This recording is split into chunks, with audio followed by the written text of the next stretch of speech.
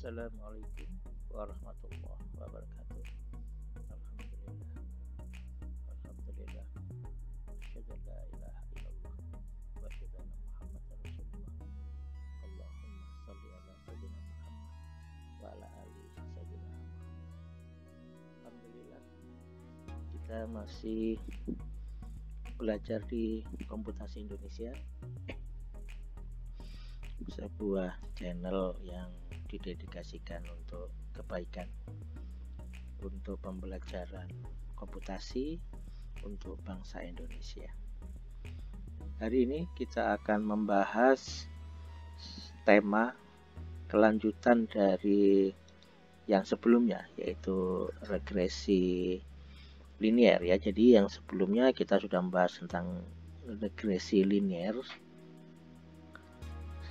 regresi linear sederhana lah istilahnya begitu.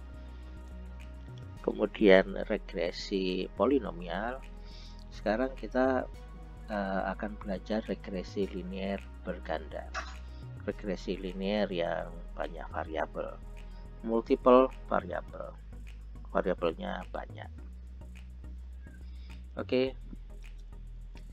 Nah, kapan sih kita itu memproses bagaimana regresi berganda ini, regresi dengan variabel banyak. Kapan kita membutuhkan itu? Ternyata di alam ini banyak sekali yang kondisi di mana untuk menjawab sebuah jawaban, sebuah nilai output, maka variabel inputnya banyak. Contohnya adalah seperti yang di layar ini, yang menentukan suhu udara untuk besok hari. Jadi kita mencoba misalkan mendefinisikan bahwa output kita itu adalah suhu udara besok pagi atau suhu udara besok pada jam sekian. Maka variabel apa saja yang menentukan? Bisa saja variabel-variabel yang tertulis di sini, dan ini mungkin masih bisa ditambah, yaitu variabel arah angin, variabel kelembapan atmosfer, variabel kondisi lingkungan, misalkan apakah ada kebakaran, apakah tanahnya gundul, ataukah gunungnya sedang meletus, erupsi, dan sebagainya. Nah, ini variabelnya sangat banyak. Jadi untuk menentukan suhu udara besok itu ternyata sekian banyak variabel, bisa 4, 5, 6. Nah, inilah yang disebut dengan multiple variabel. Jadi variabelnya banyak untuk menentukan satu. Sementara ketika kita bicara regresi linear biasa, itu variabel bebasnya itu cuma satu. Sekarang ini variabel bebasnya jadi banyak. Jadi untuk menentukan suhu udara, variabel bebasnya bisa sangat banyak. Begitu. Nah, untuk mungkin suatu saat nanti kita akan membahas tentang chaotic, tentang artificial intelligence yang juga kondisinya mirip seperti ini. Tapi sekarang ini kita membahas tentang regresi. Jadi regresi berganda, jadi regresi yang variabelnya banyak, yang memang dekat dengan kondisi yang dilakukan oleh artificial neural network, fuzzy logic, dan artificial intelligence. Karena nanti kita akan bahas, tapi sekarang dibahas dari sisi regresi. Jadi semua variabel ini dianggap menentukan suatu hasil yang sama, yaitu suhu. Jadi semua ini menentukan suhu, begitu. Ini ilustrasi variabel berganda. Jadi suhu tidak ditentukan oleh satu variabel saja, sebagaimana regresi sederhana. Banyak variabel yang menentukan. Ini yang menjadikan bahwa kita perlu kajian, kita perlu sebuah teori untuk kasus di mana variabel berganda. Jadi regresi variabel berganda, artinya bagaimana kita memprediksi sesuatu dari banyak variabel. begitu. Dan kasus ini bukan hanya masalah suhu ya, jadi misalkan masalah gaji.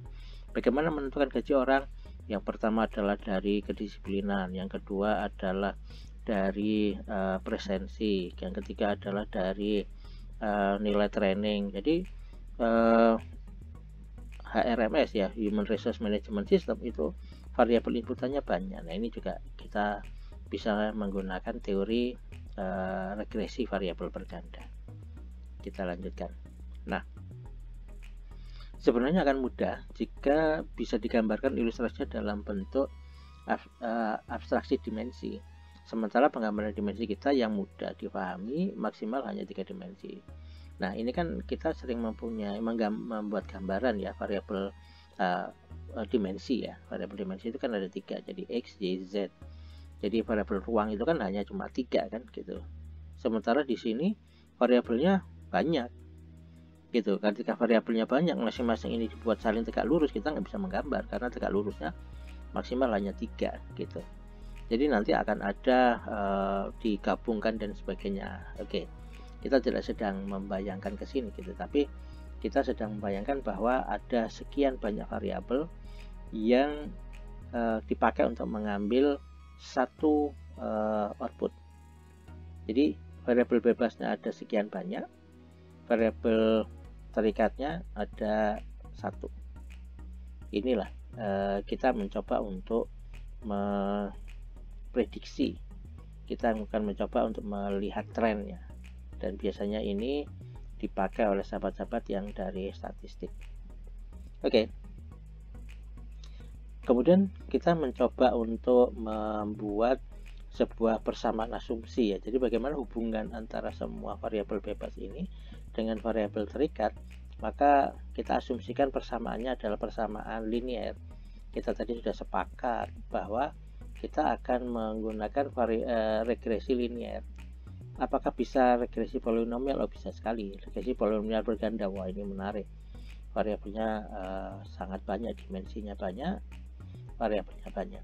Nah, sementara ini kita buat linear, jadi hubungan antar ini linear, jadi nggak ada yang x1 kuadrat begitu. Jadi x1, x2, x3 sampai anggap aja misalkan ini ada 4, maka ini menjadi x4 sampai x4 begitu. Jadi kita asumsikan bahwa hubungannya adalah linear begitu. Jadi outputnya ini adalah suhu, kemudian ini adalah arah angin, kemudian ini adalah kelembapan, kemudian ada lagi itu adalah kondisi lingkungan, macam-macam begitu. Jadi ini adalah hubungan antara sekian banyak variabel bebas dan variabel terikat yang diasumsikan, yang didekati dengan hubungan linear begitu ya. Nah,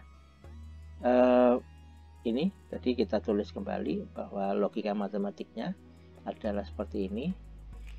Sedangkan dari data pengamatan yang ada, jika semuanya dimasukkan nilainya, maka sangat dimungkinkan adanya hasil output yang berbeda dengan nilai Y garis, Y garis maksudnya Y asumsi ini ya. Jadi kalau misalkan kita sudah melakukan pengambilan data dari sebelumnya bahwa arah anginnya kemana, kemudian kelembapannya seperti apa, kondisi lingkungan seperti apa, ketika kita masukkan angka-angka ini begitu, outputnya seringkali tidak sebagaimana logika yang kita bangun gitu ya. Jadi kita sebenarnya sudah punya kurva ini ya. Kurva ini adalah kurva M dimensi tergantung dari variabel bebasnya ya, M+1 ya. Jadi tergantung dari kurva yang ada di sini. Jadi kurva ini adalah kurva asumsi kita. Tapi ketika datanya dimasukkan, data-data ini dimasukkan, maka yang sering terjadi tidak cocok gitu dengan Y asumsi kita. Begitu. Jadi data real di lapangan ketika dimasukkan, ya X1, X2, X3 sampai X6 ini dimasukkan, ternyata tidak cocok dengan Y asumsi kita gitu. Maka data lapangan dikurangi dengan dengan asumsi kita, kurva asumsi kita itu, maka ini diistilahkan dengan error. Jadi error itu adalah data yang ada di lapangan yang sudah diambil dikurangi dengan Y asumsi, Y lapangan dikurangi dengan Y asumsi. kita tuliskan untuk banyak data, masing-masing error datanya adalah, jadi masing-masing pengambilan data itu punya error sendiri-sendiri ya. Jadi EI sama dengan YI min Y asumsi. Jadi error di data pertama itu adalah YI. Jadi ini ketika kita masukkan semua dari data pertama tadi dikurangi dengan Y di asumsi tadi gitu. Jadi kalau misalkan di asumsi ini kemudian kita substitusikan dari sini, maka persamaannya adalah ini. Sebagaimana pembahasan sebelumnya, maka kita akan melakukan analisa dengan cara error kuadrat gitu ya. Jadi kita membuat error luasan. Jadi kalau misalnya error ini kita kuadratkan, ya tinggal ini dikuadratkan gitu ya, di dalam kurung dikuadratkan. Begitu. Oke. Ini kita tulis kembali bahwa ini adalah error kuadrat dari kesalahan setiap pengambilan data lapangan dikurangi dengan Y yang menjadi asumsi kita. Error dibuat dalam bentuk luasan. Jadi karena ini adalah pangkat 2, maka artinya error luasan. Bukan sebuah jarak dari sebuah variabel bebas. Jadi sebenarnya bisa saja kita menghitung E saja gitu, bukan E kuadrat. Begitu. Bisa saja, tapi memang mekanismenya berbeda. Sekarang kita menggunakan least square regresi kuadrat terkecil, maka konsekuensinya kita menggunakan error kuadrat. Nah, sementara kita harus menghitung semua error gitu. Jadi total error adalah total dari error dari data-data yang ada gitu. Bisa aja errornya 0, berarti kan dia nempel, dia sesuai dengan data prediksi gitu ya. Ketika error antara data lapangan dengan data prediksi kita jumlahkan semua, maka sebenarnya kita sedang menjumlahkan ini. Dijumlahkan untuk semua pengambilan data. Jadi misalkan pengambilan data ada 100, berarti ya dijumlahkan dari data pertama sampai data ke 100 itu errornya seberapa banyak. Ini adalah penjumlahannya. Nah, supaya Y asumsi kita itu mendekati sesuai dengan data yang ada, maka kita harus mencocokkan di asumsi ini, harus dicocokkan supaya dekat. Jadi ketika kita masukkan itu adalah errornya paling kecil di antara semuanya. Maka untuk itu kita harus merubah A0, A1, pokoknya A konstanta ini gitu. Untuk mengubahnya maka kita harus melakukan diferensiasi. Jadi ini adalah total errornya.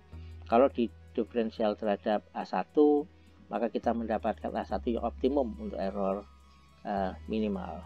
Kalau misalnya diferensial terhadap A2, maka kita akan mendapatkan nilai A2 yang optimum untuk semua total error gitu.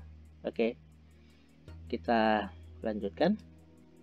Nah, jadi kalau misalnya kita menganalisa untuk A0, total errornya adalah seperti ini, maka diferensial terhadap A0 ini kita substitusikan, kita tinggal jadi bersama seperti ini. Ketika ini didiferensialkan terhadap A0, maka 2-nya turun, kemudian ini menjadi pangkat 1, menjadi seperti ini, maka yang di dalam sigma ini artinya sama dengan 0. Ketika dalam sigma ini sama dengan 0, maka kita bisa nulis seperti ini kan. Jadi ini sigma A0 itu menjadi N, karena A0 tambah A0 tambah A0 tambah A0 itu kan berarti A0 kali N gitu ya. Kemudian ini masih ada sigma, kemudian Y-nya kita pindah ruas gitu. Ketika Y-nya kita pindah ruas, maka persamaannya menjadi seperti ini. Oke, sekarang kalau misalkan kita mencari AJ ya, variabelnya J. Kalau tadi kan A0, kita turunkan, kita mencari titik optimum di AJ. Jadi bagaimana kita mendapatkan AJ yang paling optimum untuk total errornya kecil. Begitu, maka ketika ini kalau tadi didiferensialkan terhadap A0, sekarang didiferensialkan terhadap AJ. AJ itu pokoknya selain A0, berarti kan dia yang sesuai dengan variabel bebasnya gitu ya. Jadi ketika ini didiferensialkan, maka bukan hanya menjadi satu kurung kotak ini, tapi elemen dari variabelnya bisa keluar. Jadi elemen dari variabelnya bisa keluar gitu ya. Jadi diferensialnya adalah sigma AC A0 dan sebagainya. Ini XJ YJ, XJ YI. Kalau ini tadi tidak ada X nya ketika A0, menjadi seperti ini. Oke, kita lanjut analisanya. Berarti kalau begitu kita punya kita punya persamaan untuk mendapatkan diferensial atau mendapatkan A0 yang optimum, maka kita diferensial terhadap A0 hasilnya seperti ini.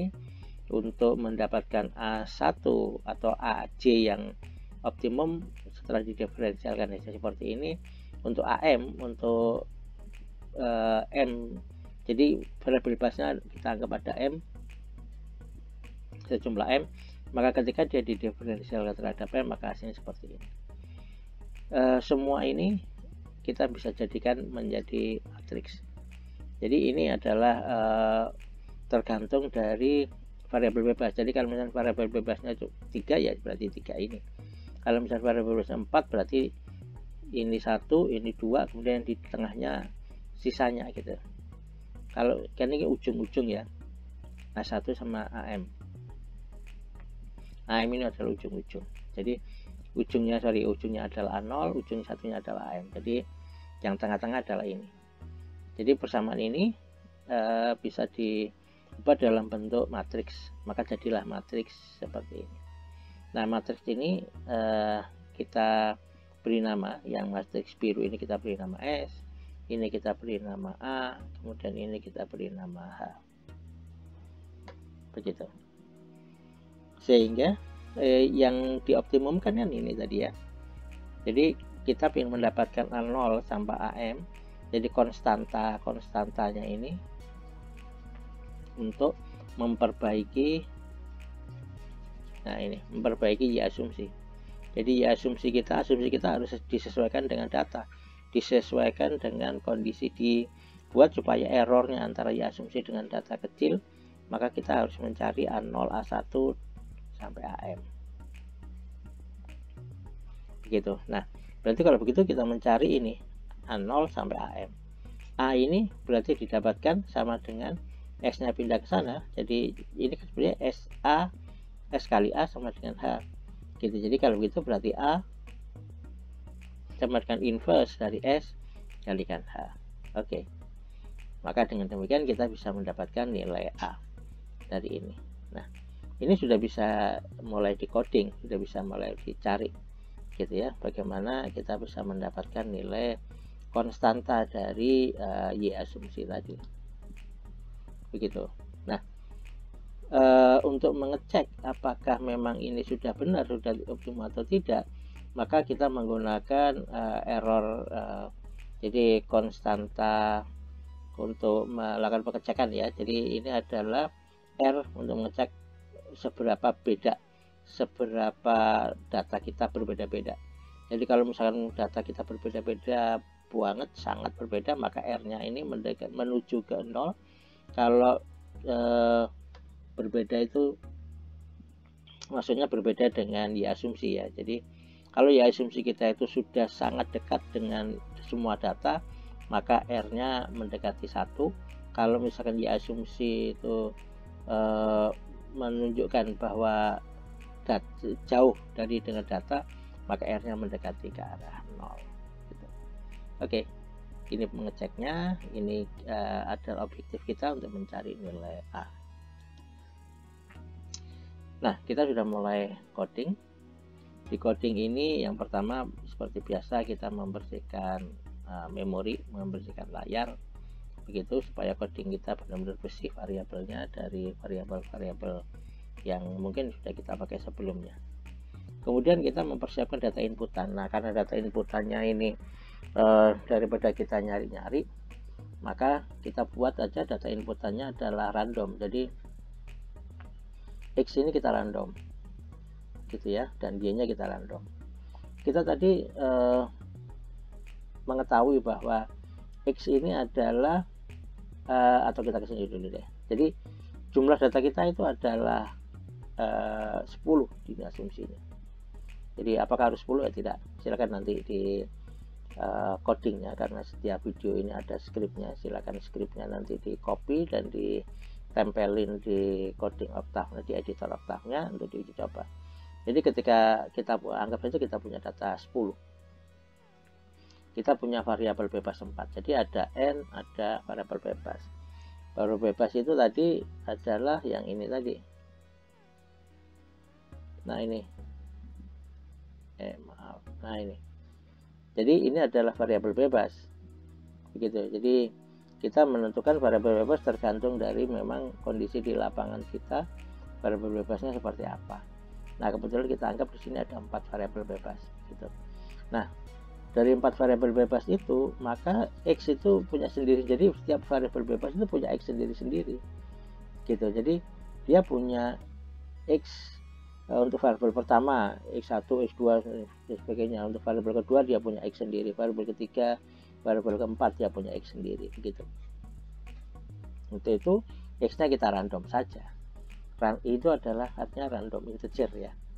Random integer, terus kemudian 30 ini artinya di random dari 0 sampai 30. Begitu, ini adalah matriksnya n, v bebas. Jadi yang barisnya itu adalah n, yang kolomnya itu adalah variabel bebas. Jadi berapa jumlah variabel bebas ya ke kolom ya sana. Kemudian y-nya itu kolomnya cuma 1.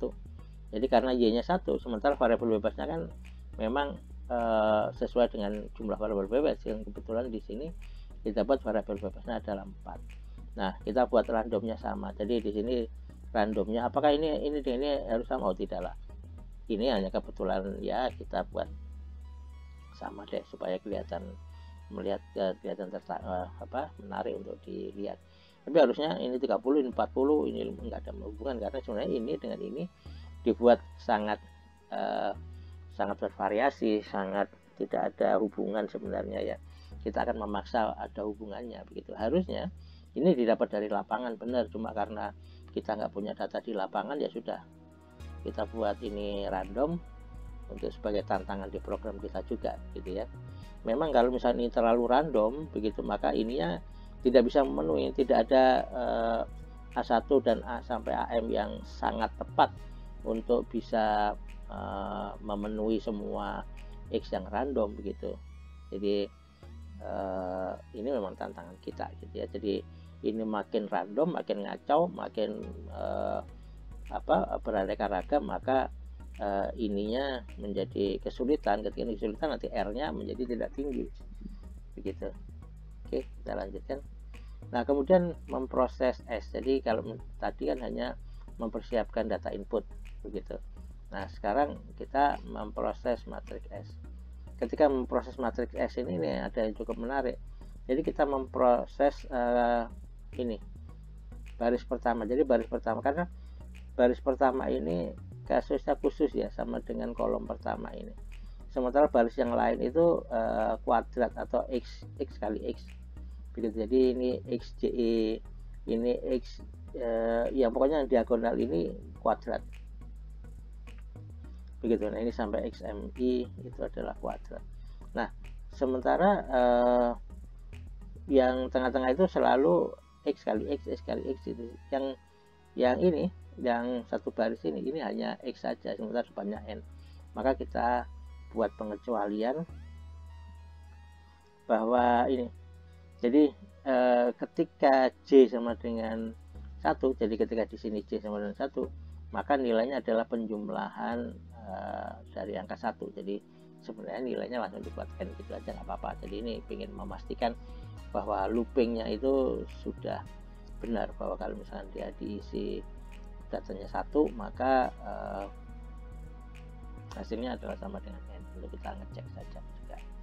Jadi ini kita selesaikan dengan kasus sendiri. Jadi untuk ini 1,1, maka nilainya ini. Kemudian selain itu di sepanjang ini kita buat persamaannya ini. Jadi x i, ji. Jadi di sana adalah kolomnya, begitu, di jumlah.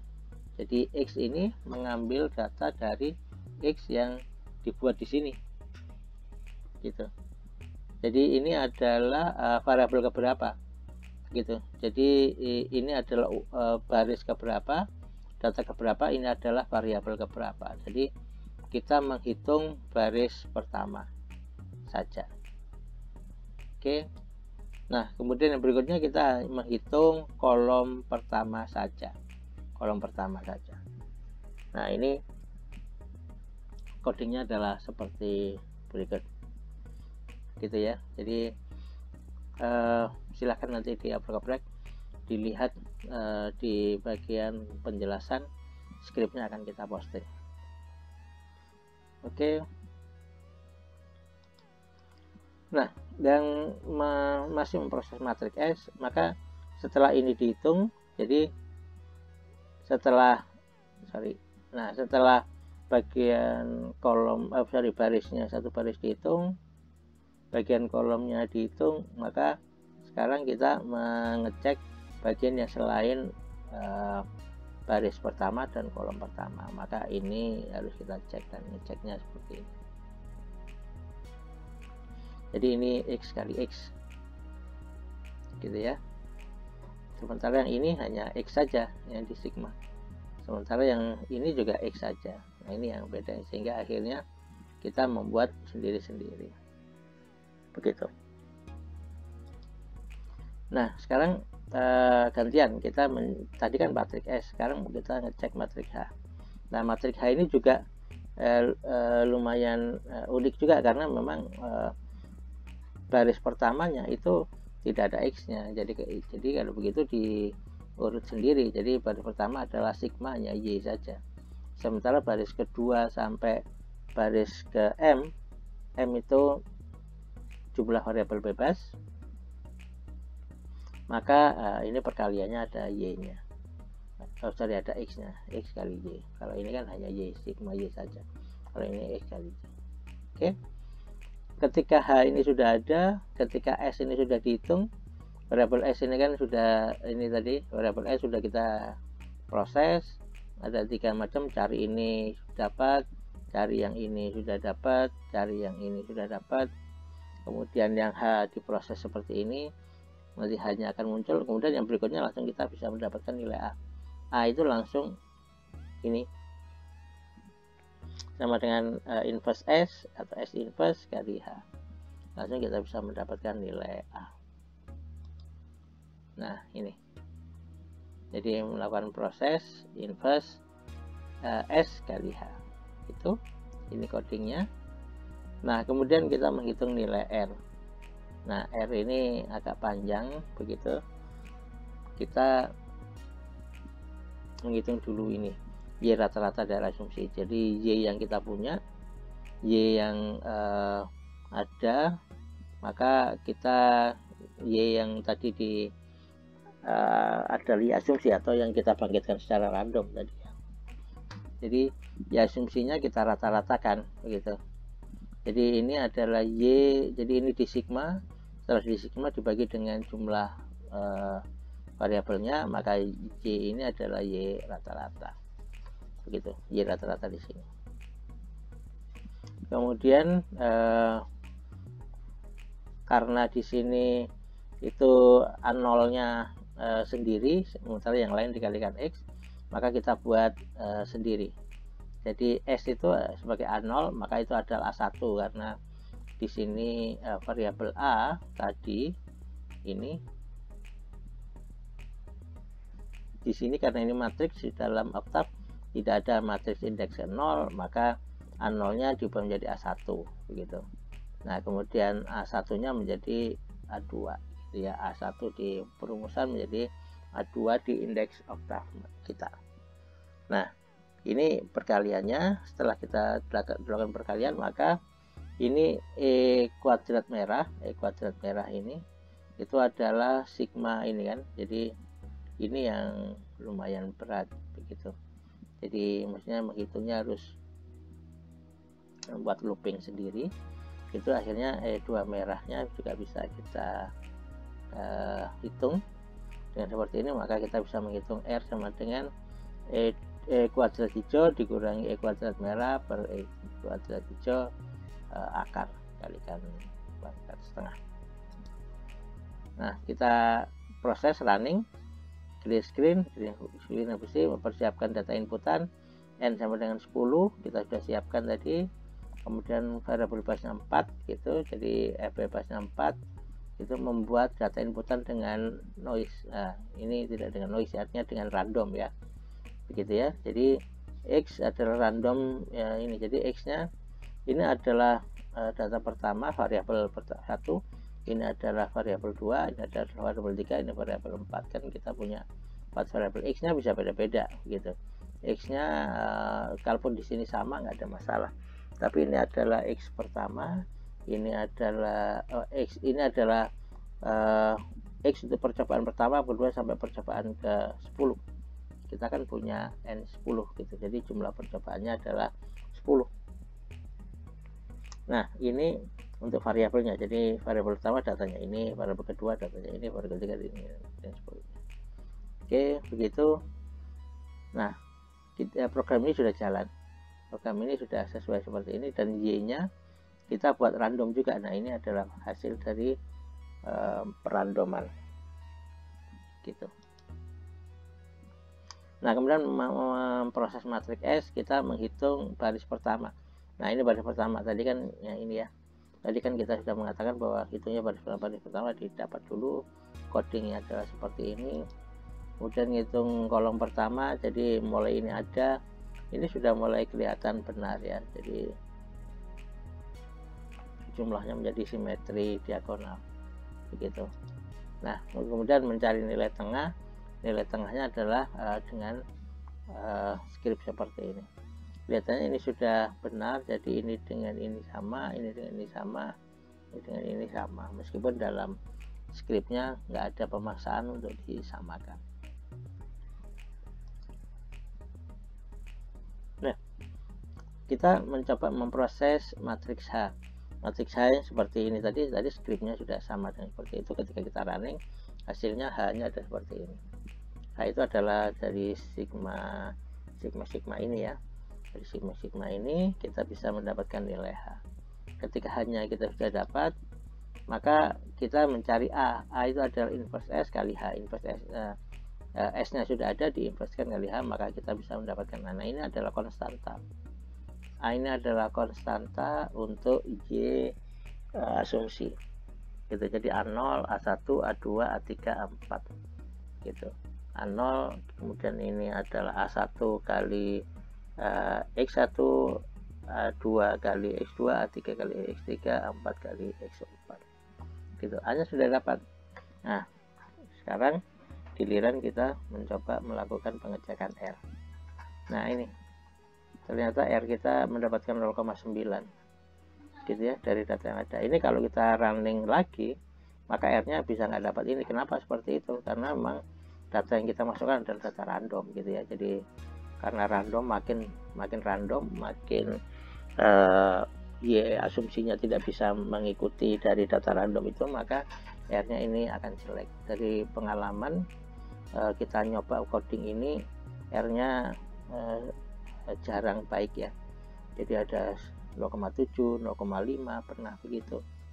Itu 0,9 ini jarang. Jadi ya anggap aja misalkan pengalaman ya, dari 20 kali membangkitkan bilangan random yang dihitung, maka 2 ya, 2 atau 1 yang muncul. Begitu. Ini adalah mekanisme coding untuk masalah bagaimana kita menyelesaikan regresi variabel berganda. Semoga manfaat video ini, semoga ini adalah bagian dari amal soleh kita semua untuk belajar. Insya Allah, semoga kita selalu diberi kesehatan oleh Allah. Terima kasih. Wassalamualaikum warahmatullahi wabarakatuh.